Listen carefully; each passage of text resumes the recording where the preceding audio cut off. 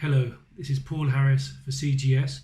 Today I'm joined by Sergio Guzman of Colombia Risk Analysis, and we're talking country risk.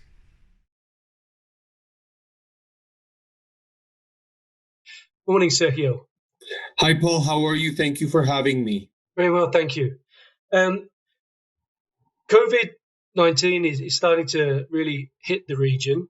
Ecuador has perhaps been hit harder than Colombia so far. Is that just bad luck, or is that anything to do with government policies and how they've handled it? Well, I mean, to start, I think Latin America had a head start when it came to COVID-19 contagion. Unfortunately, it's the epicenter now. But the thing is that we weren't really aware of how severe an outbreak could really spread. The examples from Europe and from China showed that the government's response and the capability of the healthcare authorities, struggled, but were there to meet the task. Unfortunately, it hit really fast, really hard in Ecuador, and it was one of the first developing countries to have it, and where the spread pretty quickly overwhelmed the capacity of the healthcare authorities to respond. And that was a severe warning for the rest of the countries in the region and continues to be so. I think the images of corpses in Guayaquil were some of the most shocking that we've seen. So, although some countries like Ecuador and Colombia and Peru have reacted quickly to the virus, it wasn't quickly enough. So, I don't think it was necessarily a measure of policy. I don't think that the Lenin Moreno government didn't take the virus seriously. I think they were overwhelmed pretty quickly with the number of cases, and in this case, I think it's bad luck. Unfortunately, there's going to be a lot of political blame game that's going to be played out of this. Whether it's appropriate or not, it's certainly opportunistic. Um, but I think that to an extent, the containment of the virus, the strategy to contain the virus, has largely failed in Latin America, and now it's all about implementing the right measures to increase testing capabilities, address contact tracing issue, which is going to be particularly difficult in rural areas, and increase ICU capacity.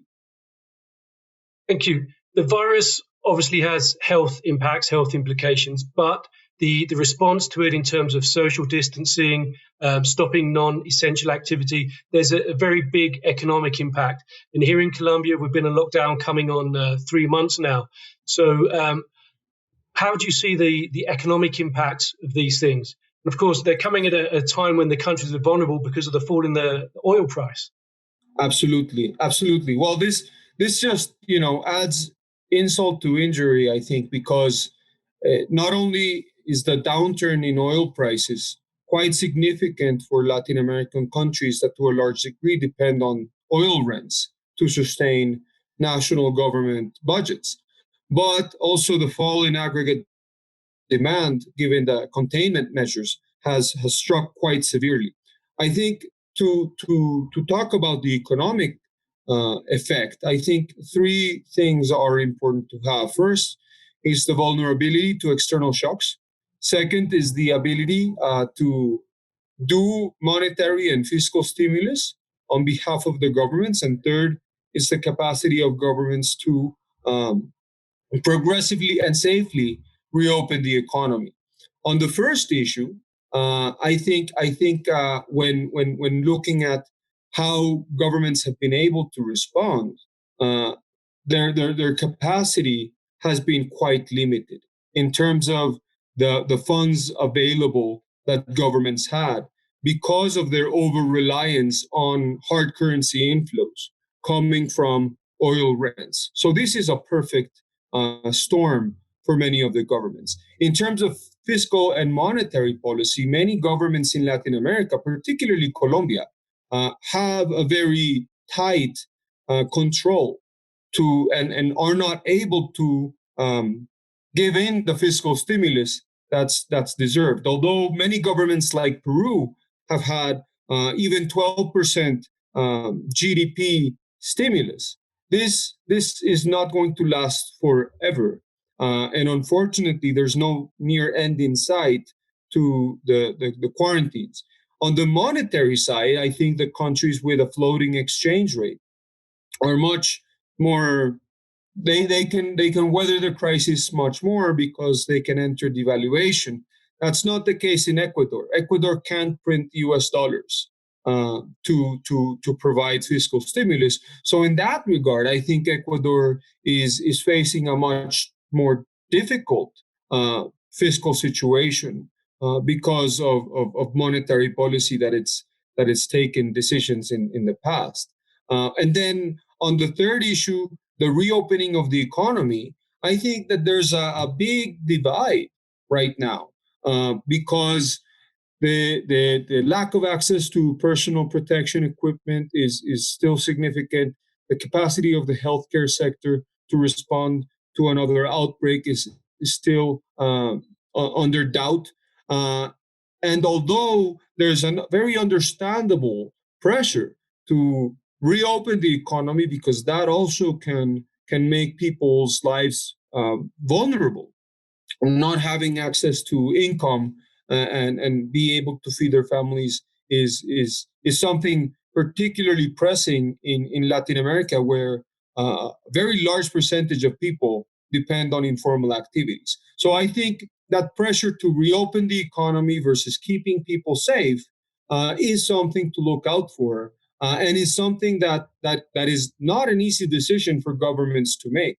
And unfortunately, all governments are now in the position of having to make these life or death decisions, both for businesses and people. So I certainly don't envy them. Well, let's follow that up a little bit more. The impact on the population. They're receiving the brunt of the health aspects. They're receiving the brunt of the economic aspects. We're reading it every week in the US. 3 million people are signing on for unemployment benefit the first time. That hasn't been possible we haven't seen that in Colombia because basically the Colombian government prohibited companies from laying people off. But I imagine as soon as they're able to, there's going to be a wave of layoffs. And so, as you say, you've got a lot of people that are in a vulnerable economic position that have to work because of hunger, for poverty reasons. How do you see those kind of factors playing out? Well, I think unfortunately it's pretty negative at the moment because uh, let's say people at the start of the quarantine, people could survive, maybe a month, maybe 2 months without income. But we're nearing the third and fourth month. This is going to be pretty unsustainable pretty quickly. And the government measures to provide, additional subsidies or additional incomes are also going to be falling below expectations. But moreover, they can't continue to offer this indefinitely because they just don't have the fiscal room to do so. So one of the things that we're uh, looking out for is increase in social unrest, increase on crime indicators, as more people, like you said, get laid off, as more businesses go under, as more people start to go hungry. And I think it's really concerning what's happening because although the government of Colombia and the government of Ecuador have the best intentions for their population, their ability to to weather the crisis is still very much in doubt. So it's an unenviable position for a government of any colour, of any stripe to be in. So we got a very increasingly turbulent and volatile political landscape. So what impacts do you think there will be there? Because at the end of the day, people are going to have needs that are unmet, and they're going to hold the governments responsible. The anger is going to be directed towards government. Absolutely, and look, I think it all depends on three things. If you look at it, how the government is able to restart the economy and at the same time minimize contagion, how the government is able to manage the relationship with Congress and with different members of opposition groups. And these are problems that happen both in Colombia and in Ecuador. And also how the governments then managed to address some of the complaints and concerns that citizens had before the crisis happened. Because although the COVID-19 crisis has put many of the problems on hold, that doesn't mean that they're not going to come and serve it. So on the first one, I think I already mentioned this, but but it's still to be determined how the contagion curve is going to increase in places like Colombia, where the government has already scheduled a more drastic progressive reopen starting on June 1st, right? On the second issue, I think Congress is very much still torn, both in Colombia and in Ecuador, on how to confront this. Fortunately for Lenin Moreno, he has a much larger congressional coalition than President Duque does. But all Latin American governments that have been acting on emergency measures or using emergency powers are going to find it very appealing to continue to do so. And that's not sustainable in the long term either. And on the third point, I think that the social unrest that was happening, the wave of social unrest that was happening in Latin America at the end of last year, is going to be really concerning for the political situation going forward, because, as I said, those problems haven't gone away. And when the crisis does subside, when people are able to go protest, they'll have many more reasons to do so. In addition to that, many countries have elections either this year or next year that are going to be in a much more delicate position politically. I mean, look at Chile, for instance, that has a referendum scheduled for later this year. Look at Peru, that also is supposed to have a presidential election later this year. Ecuador 2021, as well as Chile 2021, and then Colombia in 2022, as well as Brazil. So I think many of the responses to COVID-19 will be on the ballot box. For some countries sooner, for some countries later. But I think we can't underestimate the political effect this can have and how populists can actually take advantage of the moment to start playing the blame game with governments, like I said before. I think what I'm hearing there is there's going to be increased call among populations for greater opportunity, greater equality of opportunity, greater distribution. Let's change tack slightly here. Let's talk about mining and exploration. How have mining and exploration fared during the COVID crisis, and how do you think they'll come out of it? How will governments and countries see their role going forward? Well, I think this is a huge opportunity for mining for three reasons in particular. First, the dependence on oil has become much more evident, making governments understand the need of diversifying their foreign direct investment incomes and their foreign currency inflows.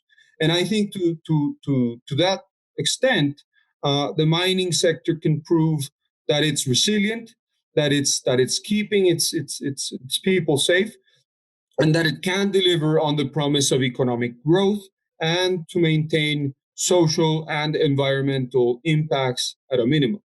The second thing that I think is important to point out is how these mining companies are there for the communities where they are working in at this time of need.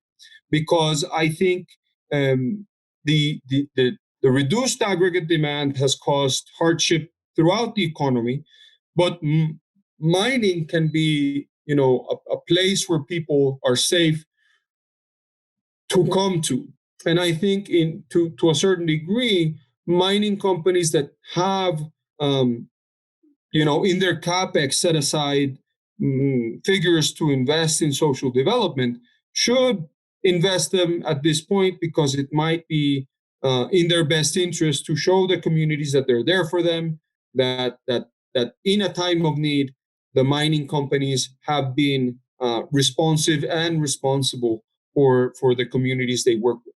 I think to a certain degree, this is going to be much more difficult for explorers than for producers, because explorers simply don't have the budget to carry this out. But I think integrating these social assistance programs to the urgent need is going to be important.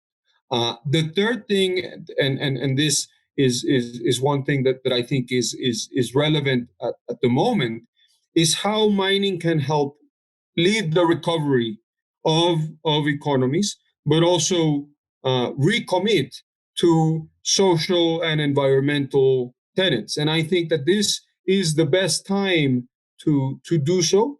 This is the best time to find common ground, perhaps with advocates, but also look at how opponents are seeing mining, because opponents are also hurting because of the economic malaise. And I think that this is a great time not to ram through project approvals, but to really come to a consensus and talking about what's economically feasible, what's economically important, how environmental safeguards are being taken into account in this. So I don't think it's a negative thing for mining, but I think mining companies have to be very strategic about how they proceed in this context.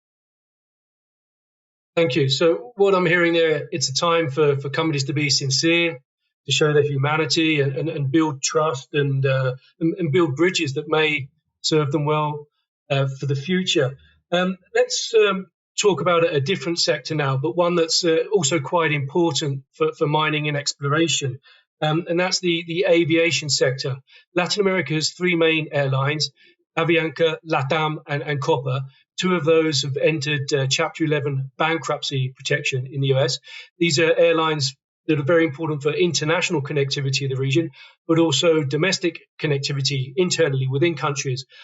If those two companies can't make it, that's going to have a major impact on just life in general in the region. Yeah, absolutely. Well, the airline industry is in dire straits right now. That shouldn't be a surprise to anybody. And the international travel sector will change significantly after this crisis subsides. Probably a reduction of routes, probably a reduction of airlines, which will also give some strategic players an advantage to move in and engage in buyouts of some assets that have devalued quite a bit. But I think travel is not going to be the same anymore for a long time. I think the international travel, transoceanic, is going to be more expensive, but also there's going to be significant safeguards that people have to take, quarantining periods, things of that nature, until we have a vaccine. Perhaps after we have a vaccine, things may be difficult, but they will never be the same. I think the problem is going to be much more for a country like Colombia, for a country like Ecuador, with so many regions and so little transportation infrastructure, like trains and buses or roads that are better. I think that it's going to be very difficult to provide more efficient transportation, to come up with ways of doing so. But that also doesn't mean that all airlines are gone. I mean, for instance, in Colombia, state-owned Statena continues, Viva Colombia continues, and I'm sure they will also find a way to profit off of the demise of these large players who some consider have had a dominant position in many of those markets. So, the panorama for air travel is not as clear but as time goes on, we'll begin to see how some of these changes are going to take effect. Thank you, Sergio. There's a lot of food for thought there, and let's talk again in the future, see how things are developing. Thank you very much for joining us today. Thank you, Paul. Take care.